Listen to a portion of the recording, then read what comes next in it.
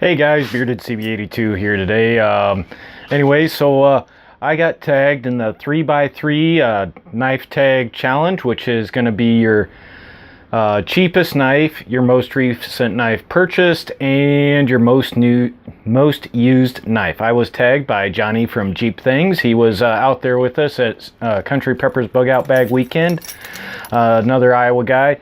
I'm going to post a link down below to the video that he shot there that weekend. Feel free to check him out. Go subscribe, especially if you like stuff to do with Jeeps and the outdoors and stuff like that. He's in the middle of rebuilding his Jeep as we speak. So a lot of cool things going on there.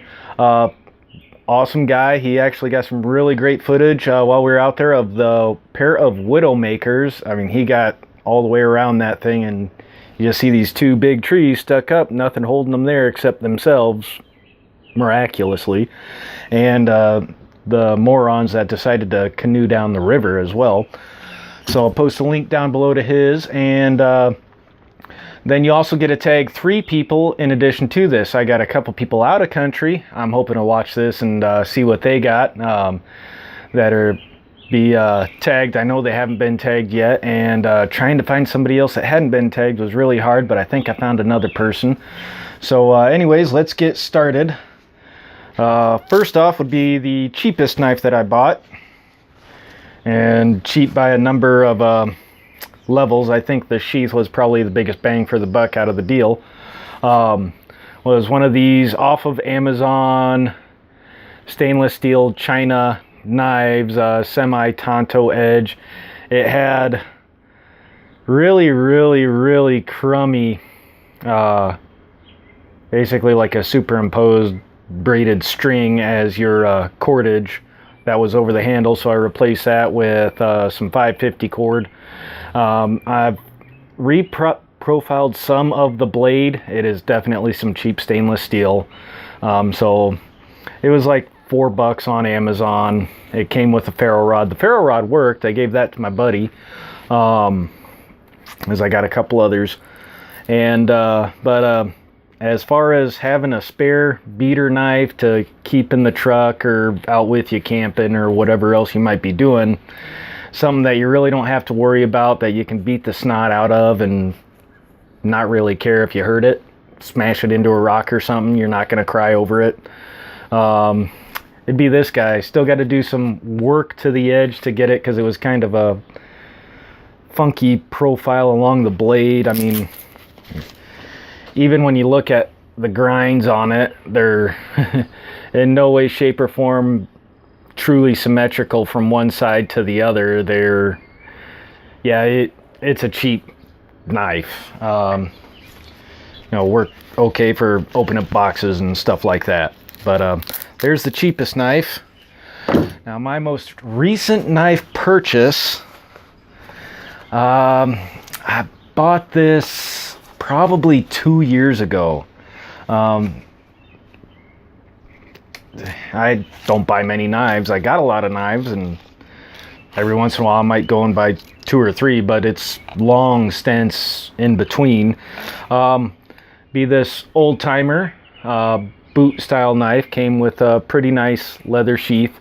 Been really happy with this guy. It kind of spent its first year of life, pretty much maybe a year and a half, in a drawer, not really getting used until this year. Finally found some good uses for it. It's got a fairly sharp edge along the spine there, which ain't too bad. It'll strike a ferro rod pretty decently. The blade, 1620T, old timer. It's just standard old timer, new age production. I don't know if these are made in China or Taiwan or wherever Schrade decides to make them, but whereas your older old timers, originally made in the USA ones, they would be probably like a 4.5 star knife, depending on which category you put them in. Their new stuff, just by using this one, sharpens real easy, holds the edge pretty good. I'd probably say it's a 4. Leather sheath, pretty good, and I think I got that for maybe $20 roundabouts a couple years ago. So that'd be my most recent knife purchase. And then my most used knife, pull it out here. Yeah, dropping stuff. Would be my K-bar folder. Very heavy duty. It still gets daily use. I've used this thing to cut copper wire, like 12 gauge copper wire, so nothing really, like none of the really thin stuff like the 14, 16, and 18. But I beat the crap out of this knife. It takes an edge fairly well. The serrations resharpen fairly easy. Holds an okay knife, or holds an okay edge, but it does sharpen fairly easy. It is made in Taiwan, but it's a beefy knife. You know it. You can swap the pocket clip around if you want. It came with its own Velcro. I've shown this one in a few other of my videos that'll go attached to MOLLE and all that other stuff. And overall, it's held up good. Maybe $40 back in 2008 at Port Hueneme. Bought it on base out there. So there's that. And oh, I got mail call too, so we'll show that here in a second. But now for the 3 that I tagged. First one is going to be Tony from Famo59 down in Australia. I'd like to see what type of knives he carries. He's always out in the bush, metal detecting, camping, all that other fun stuff, and always coming across all sorts of the creepy crawlies in Australia where everything's trying to kill you. So I'd like to see his knives. LT Survival. Now, if that guy has definitely got a lot of knives, and I haven't seen him been tagged yet that I know of. So LT Survival up in Canada, he's got a lot of knives, a lot of good ones. And Jason Williams out in Utah. So those are my 3. I know I was hoping to get this video done over the weekend, but it's been chaotic the past 3 days. Been pretty chaotic for a few other people too out there, I know. I hope things are going all right. But you know, that is what it is. But today's mail call comes from Brian J 123458. Got another mail call from all the way out in California. He had went camping this weekend. I saw a really beautiful place, giant sequoias right where he was camping at. There's one thing California does have, it's some beautiful scenery. You know, the hell with all the politic crap that's going on over there, but their scenery, jaw-dropping. I loved it out there as far as that went. Great place to go hiking. Great place.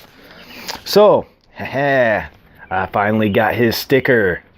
So, I'm gonna have to get this put on the gun cabinet, and then I gotta post a picture of that. I got all them other stickers up there, so gonna get this posted on the gun cabinet, and I'll get a picture posted up after this. And everybody else that I tagged and mentioned in today's video, I'm gonna go ahead and post a link down below to their channels. Feel free to stop on in, and if you like what you see, tell them Bearded CB82 sent you. Alrighty guys, it's time for a cigar and to lay out in the hammock. It's been a long weekend, so stay safe, take care, get outdoors. Later.